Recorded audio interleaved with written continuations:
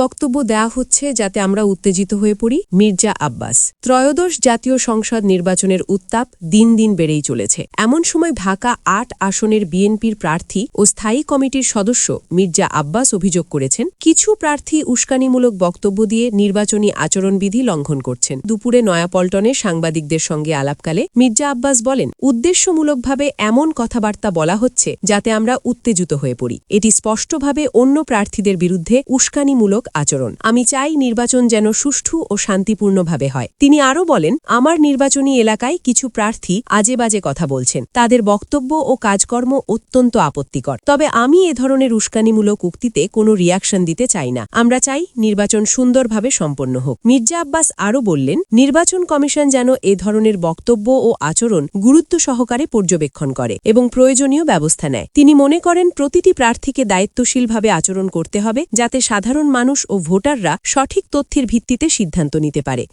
বিএনপির এই প্রার্থী দৃঢ়ভাবে জোর দিয়েছেন যে উত্তেজনা তৈরি করা বা উস্কানিমূলক বক্তব্য প্রচার করা নির্বাচনের স্বচ্ছতা ও ন্যায় বিচারের পথে বড় বাধা। তিনি সতর্ক করেছেন, এ ধরনের কর্মকাণ্ড শুধু রাজনৈতিক উত্তাপ সৃষ্টি করে না, বরং সমগ্র নির্বাচনী প্রক্রিয়াকেও ক্ষতিগ্রস্ত করতে পারে।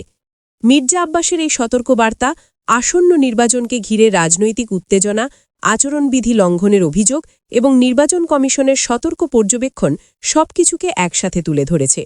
তিনি সকল প্রার্থীর কাছে অনুরোধ করেছেন, প্রতিযোগিতাকে প্রতিপক্ষকে ঘৃণা বা উত্তেজনায় না ফেলে আইনের প্রতি শ্রদ্ধাশীলভাবে পরিচালনা করতে। এভাবে মির্জা আব্বাসের বক্তব্য উঠে এসেছে রাজনৈতিক উত্তেজনার মাঝেও শান্তিপূর্ণ ও ন্যায়সঙ্গত নির্বাচন নিশ্চিত করার আহ্বান হিসাবে।